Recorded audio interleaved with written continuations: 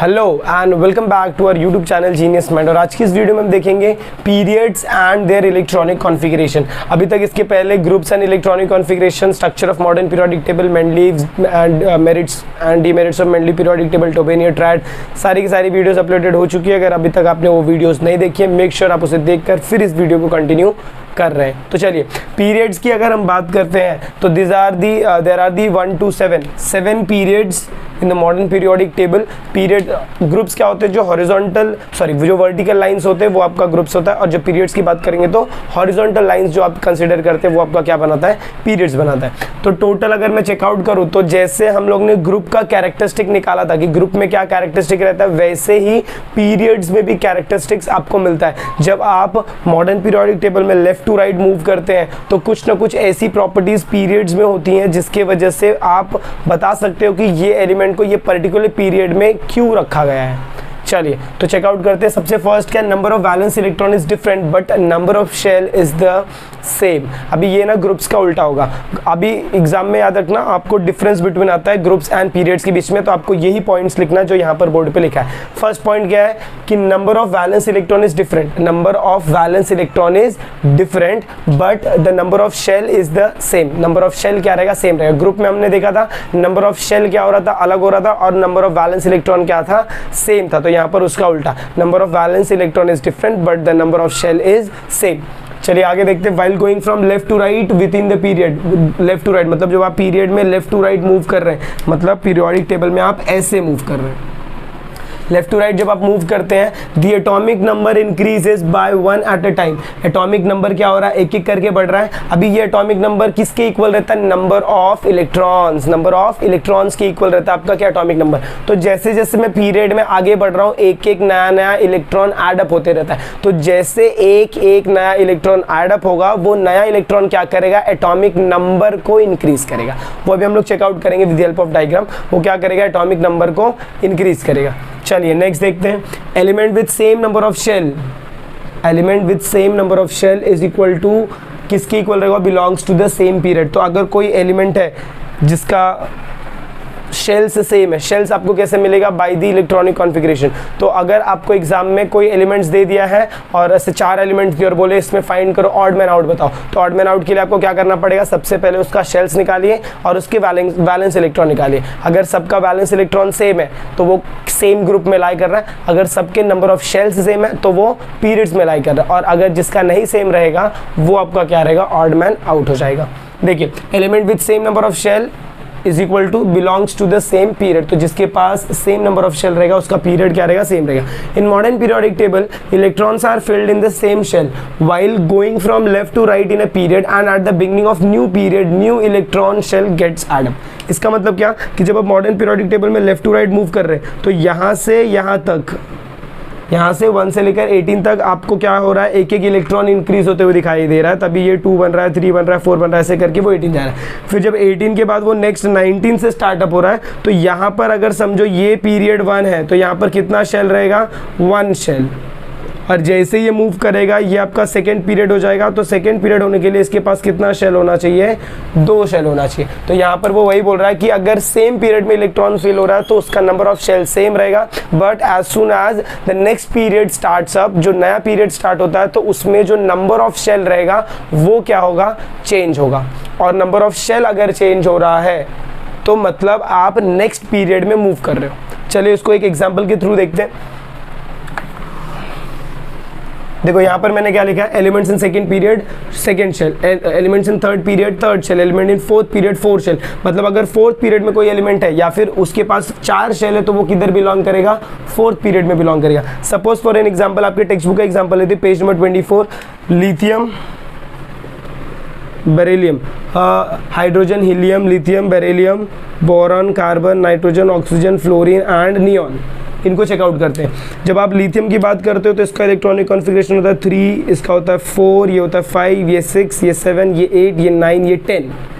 अच्छा, इनके शेल्स की अगर बात करूँ तो इसका इलेक्ट्रॉनिक कॉन्फ़िगरेशन निकालना पड़ेगा, तो मुझे शेल्स पता चलेगा। इलेक्ट्रॉनिक कॉन्फ़िगरेशन 2,1, तो इसमें कितना शेल आएगा? 2 शेल। हमेशा याद रखना जब आप इलेक्ट्रॉनिक कॉन्फ़िगरेशन निकालते हो, समझो ये आपका आया 2,8, नहीं पहले अगर समझौता है 2,1 तो इधर कितना शेल, 2 शेल। अगर ये आता है 2,4 तो इसका शेल कितना आएगा, 3। जितना इधर आपका नंबर आएगा 1 2 3 तो उतने आपके क्या रहेंगे, शेल रहेंगे। तो यहाँ का कितना आया 2,1 तो 2 शेल। यहाँ पर 4 का कितना आएगा 2,2 तो ये भी कितना शेल हो गया, 2 शेल। ये 2,3 ये कितना हो जाएगा 2,4, ये कितना हो जाएगा 2,5, ये कितना हो जाएगा 2,6, ये कितना हो जाएगा 2,7 और ये कितना हो जाएगा 2,8। अगर आप ध्यान से देखें तो सब में शेल सेम है। शेल सेम होने का मतलब, अच्छा कितने शेल्स हैं इसमें, दो शेल्स हैं, मतलब ये किसको बिलोंग करता है, सेकेंड पीरियड को बिलोंग करता है। अब इसमें चेंजेस किधर होगा, देखो इसको वैलेंस इलेक्ट्रॉन में चेंजेस होगा। इधर 1 था वैलेंस इलेक्ट्रॉन, +1 किया, 2 हो गया, फिर +1 किया, फिर +1 किया, +1 किया, +1 किया, +1 किया, +1 किया। तो जैसे जैसे वैलेंस इलेक्ट्रॉन को आप चेंज करते जा रहे हो वैसे ही इनका एटॉमिक नंबर भी चेंज हो रहा है। इसका एटॉमिक नंबर 3 था, +1 हुआ तो 4 हो गया, +1 हुआ तो 5 हो गया। तो वो जो +1 ऐड अप हो रहा है that is nothing but your valence electron. तो वैलेंस इलेक्ट्रॉन को जब आप ऐड कर रहे हो तो वो सेम सेल में ऐड हो रहा है, सेम शेल में वो क्या हो रहा है, ऐड हो रहा है, शेल्स को नहीं बढ़ा रहा है। यहाँ पर क्या बढ़ रहा है, नंबर ऑफ इलेक्ट्रॉन। तो जब आप पीरियड्स में मूव करते हो तो वहां पर क्या इंक्रीज होता है, नंबर ऑफ इलेक्ट्रॉन्स। और वो नंबर ऑफ इलेक्ट्रॉन किस में कंट्रीब्यूट करता है, एटॉमिक नंबर। किधर गया, एटॉमिक नंबर इंक्रीजेस, तो एटॉमिक नंबर के इंक्रीज में उसका हाथ होता है। ऐसे ही आप कौन से भी पीरियड का अगर आप चेक करें तो एग्जाम में आपको एक क्वेश्चन आता है, arrange the elements in the increasing order of their atomic size. अब ध्यान दीजिएगा, इधर एटॉमिक साइज क्या रहेगा, इसके पहले जो आपने ग्रुप देखा ना, ग्रुप में तो आप बता रहे थे ना सर शेल बढ़ रहा था तो एटॉमिक रेडियस बढ़ रहा था। बट यहां पर ध्यान रखना, जैसे जैसे आप यहां पर मूव करोगे, ध्यान देना, जितना ज्यादा इलेक्ट्रॉन उतना ज्यादा फोर्स, और जितना ज्यादा फोर्स उतना छोटा साइज। ध्यान रखना, वापस मैं क्या बोल रहा हूँ, जितने ज़्यादा इलेक्ट्रॉन, अच्छा जितने ज़्यादा लोग रहते हैं उतना क्राउडेड लगता है, उतना क्राउडेड लगता है तो उतना जगह कम लगता है। बट जितने ही कम लोग रहेंगे उतना जगह आपको ज़्यादा मिलता है। तो जितना जिसके पास कम इलेक्ट्रॉन रहेगा उसका साइज़ क्या रहेगा, बड़ा रहेगा, और जिसके पास ज़्यादा इलेक्ट्रॉन रहेगा उसका साइज़ क्या रहेगा, छोटा रहेगा। ध्यान दीजिएगा, जब आप ग्रुप्स की बात करते हैं तो वहाँ पर जितना शेल का नंबर अगर बढ़ रहा है तो साइज बढ़ रहा है। तो ग्रुप वालों को वैसे याद रखिए, नंबर ऑफ शेल इंक्रीजेस। तो जैसे जैसे वो आपने देखा रहेगा ना, क्या बोलते हैं वो जिलेबी बनाते हैं, तो एक जिलेबी के लिए पहले एक रिंग बनाएंगे। अगर एक रिंग बना रहे हैं तो उसका साइज छोटा है, फिर ऐसे जैसे जैसे ये बड़ा करते जाएंगे इसका साइज बढ़ते जाता है। इसी को आप क्या बोलते हो, नंबर ऑफ शेल्स। तो नंबर ग्रुप के लिए आप क्या याद रखो, जिलेबी को याद रखो। जब आप इसकी बात करते हो तो इसमें क्या हो रहा है, इसमें ना शेल्स नहीं बढ़ रहे हैं, शेल्स नहीं बढ़ रहे, क्या बढ़ रहा है, नंबर ऑफ इलेक्ट्रॉन। तो जिसके पास नंबर ऑफ इलेक्ट्रॉन ज़्यादा, जिसके पास नंबर ऑफ इलेक्ट्रॉन ज़्यादा रहेगा, ज़्यादा इलेक्ट्रॉन होने की वजह से फोर्स ज़्यादा लगेगा। अगर फोर्स ज़्यादा लगेगा तो सारे इलेक्ट्रॉन्स क्या रहेंगे, ऐसे पास पास रहेंगे। अगर पास पास रहेंगे तो उसका साइज़ क्या रहेगा, छोटा रहेगा।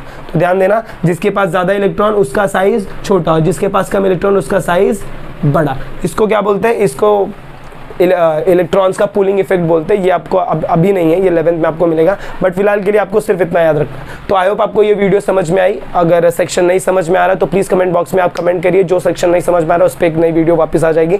बट मुझे नहीं लगता कि उतना कुछ हार्ड था। अच्छा, इस पर क्वेश्चन कैसे आएंगे, क्वेश्चन अगर आप देखेंगे तो आपको ये तो पहले तो बोलेंगे कि कोई एक एलिमेंट दे देंगे, बोलेंगे भाई इसका पीरियड बताओ।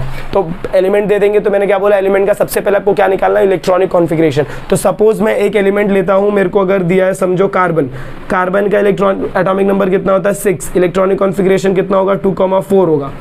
इतने को देख के मैं बता सकता हूँ इसका क्या ग्रुप, इसका पीरियड। कैसे देखो, दो बार इसको डिवाइड किया 2 और 4, मतलब 2 पीरियड, 2 शेल्स बने। 2 शेल्स मतलब ये कौन से पीरियड को बिलोंग कर रहा है, सेकंड पीरियड को बिलोंग कर रहा है। अब मुझे ग्रुप देखना है, ग्रुप के लिए मैं ये लास्ट वाला वैलेंस इलेक्ट्रॉन देखूंगा। 4 है तो 4 के आगे 1 लगा दूंगा तो ग्रुप 14, मतलब ये सेकेंड पीरियड 14th ग्रुप में ये बंदा बिलोंग करता है। तो ऐसे आपको पूछेंगे, या फिर यहाँ पर आपको बोला ना इंक्रीजिंग ऑर्डर में अरेंज करिए। ये वापस हम एटॉमिक रेडियस में वापस ये चेकआउट करने वाले हैं, इंक्रीजिंग ऑर्डर में देखिए। और उसके बाद एक और टाइप का क्वेश्चन आएगा, pick out the odd man out. तो ऑड मैन आउट के लिए भी आपको सेम करना है, जितने भी एलिमेंट्स रहेंगे उनका इलेक्ट्रॉनिक कॉन्फिगरेशन निकालिए।